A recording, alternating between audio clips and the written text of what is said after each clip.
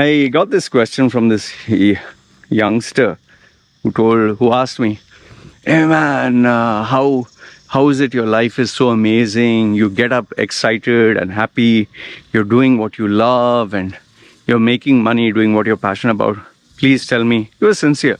"Please tell me, how can I also have a life like this? What tips should I do? I'm ready to work hard towards it." And okay, I sent him a few pointers, but here is something which I just want to give you my thoughts on.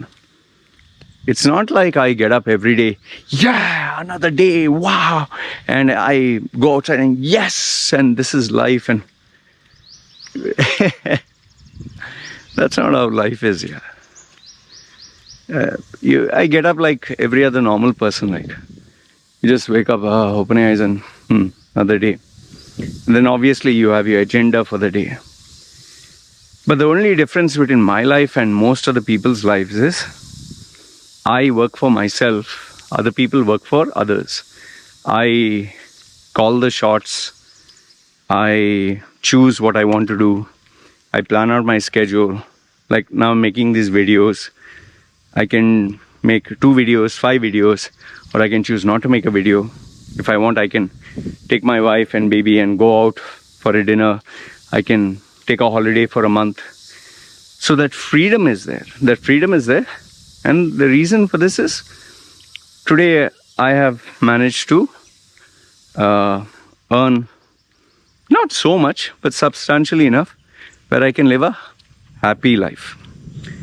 Now, the greatest bonus and benefit greater than this is I do what I love. Every single day, I'm doing what I love. Posting content, like sharing my thoughts, videos, reading books, coaching others. So I do what I love.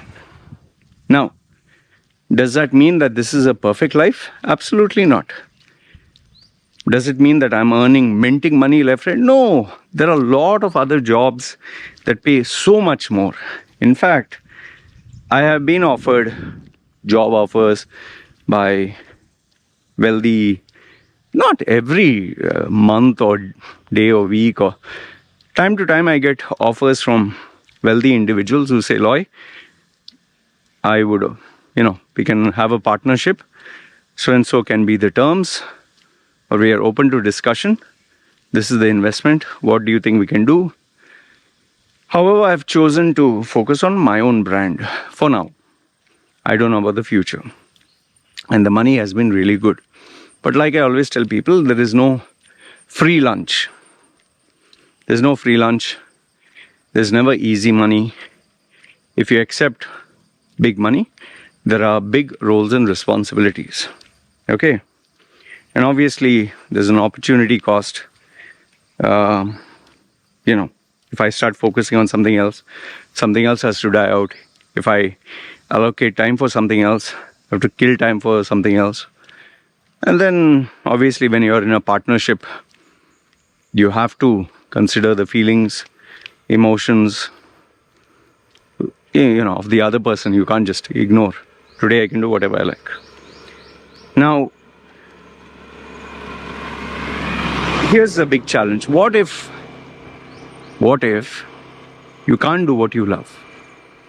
Let's say, which I've told you, I'm lucky that I can do what I love. Talking, making videos, generating income, revenue through consulting. What if you also, let's say, example, I'm just giving, you also want to do something like this, or you want to be a painter, or you want to be an actor, or you want to be a businessman, and that's your passion, whatever, but you can't do it, then what do you do? See, the answer is very simple. You have to deal with the cards life has given you. The reality is, not everyone will be given an equal opportunity, will be given equal talent, will be given a good break. Some people are just, plain lucky. I've given you examples and instances where people have won the lottery. People have, seriously, they purchased a house lately I spoke with a client of mine who purchased a house in Dubai. This is no joke, actual. Purchased a house in Dubai for around $1 million. Okay, nice premium location, and obviously I taken loans, bought it for $1 million, and lo and behold, just hardly a few months, and the boom started with the Russian war. Okay, few months later, he sold the same house, cash payment, I think around 5.8 million. He bought it for around 1 million. He sold it for 5.8 million. And in his bank now, he has 5 million. From being a guy who never had $1 million, not even one, 5 million US dollars. Sorry, 5 million dirhams, not dollars, sorry. Just imagine his luck. He didn't have any, he must have had 100,000 or 200,000 dirhams. Not saying he had zero. But from that small amount, he took a risk, he made a decision, took a bank loan, got a house, okay? 1 million, sold it for 5.8. Easy money of 5 million. Now, I'm pretty sure many of you who are there will be like, hey, bloody, what a lucky guy. And some of you, if you're like me, you'll feel, fuck, man. Like, what the hell? I'm working day and night and I'm not making millions. And this guy made 5 million easy in the bank. You would feel a little jealous. You would feel envious. You would feel, in fact, me, I was not jealous. I was feeling bad. I was like, I work day and night and fuck, man. 5 million if I had in my bank. And now this guy from 5 million is looking into the possibility to make it 10 million. Now, there's no saying what can happen. Maybe he can make 25. Maybe he'll lose a little bit here and there, but now starts his journey. Or if he prefers nothing at all, he can keep the 5 million in the bank and enjoy the interest. So, see, that part also you need to understand that life is not fair. Okay? I've given you examples of girls getting married to like ordinary looking girls. No hope, no future. Business was failing, life was failing. And all of a sudden get this uber rich old man from the West who really loves them and gives them millions. Absolute millions. And this is not a joke. My wife sometimes shares it with me. See, how lucky she got. And now she's flaunting. I've told you, of a friend. She flaunts every single week. Gold, car, shopping. And this is only after 40, 45. Before that, she was struggling. So there are lucky people like this. And then, yes, there are other people who startup gets valued at millions, or they start singing or dancing and they become viral, or they get a job of their dreams, or someone invests in their dreams, or they get a lucky break doing what they love. I know one particular guy, he wanted to be a news anchor, very tough. I was coaching him in this and that. He got a lucky break, and they offered him to train him. Just imagine, they are offering to train him and pay for this thing, because it's a new startup channel. I find it very like, wow, like, when I hear things like this. One of my cousin's friends, he always wanted to be a chef. Okay, he is based in India. He was not getting any lucky break. Lo and behold, he got one guy from, you might know, Oberoi's, which is a global brand. India's like 5-star hotel. He got a chef from Oberoi's who took a liking to him and now is teaching him literally for free. He doesn't have the credentials to go to world-class thing, and he is also helping him get the opportunities. What do you do? So what I'm trying to tell you is, we all wish for a perfect life. We all want that lucky break or the thing. All we can do is, yes, keep the hope alive. I'm not saying don't have hopes. Hope is always good. That's what makes people buy a lottery ticket. That's what makes people get married. That's why people start a business. Because hope. There is always hope. I hope to succeed. I mean, nobody gets married to get divorced or break up. But look at the divorce rates. See how many single parents are there. See how many broken relationships. It has increased beyond 50, 60, 70% nowadays. See how many business failures. More than 90%. Seriously, even more than that. But a person will not stop having hope, will not stop trying. So that is what I tell people. You do your best. Put your heart, your soul, everything into it. Okay? Take calculated risks, but enjoy the journey. Don't tell yourself, I'll be happy only after that happens. Enjoy the journey. Don't say, only if I get married to him, I'll be happy. What after you get married to him, it turns out to be a womanizer, asshole, drug addict, abuser. Then you're miserable, right? You planned your entire life for that. Rather, when you're with that person, enjoy the process. Don't say that only after I get the job of my dreams, I'll be happy. The current job that you have, no matter how miserable it is, ask yourself, how can I make this current job interesting? Or can I get another job where I'll be happy? Or what can I do to get another job, switch over until I reach that goal? Because like I've told you, you don't know when you'll die, man. I might make a plan, 10-year plan. When I'm 60, then I will relax in that house that I took a loan for. 60, the loan will get over. 60, I will retire. I'll get my gratuity. At the age of 60, my children will start working and take care of me. And I'm waiting for 60. What if you die at 59 years, 11 months, and 29 days? Or 30 days, one more day for 60. What do? We have seen in Pakistan when the floods took place, one guy worked 40 years of his life, saved money for his dream house. Floods swept it off.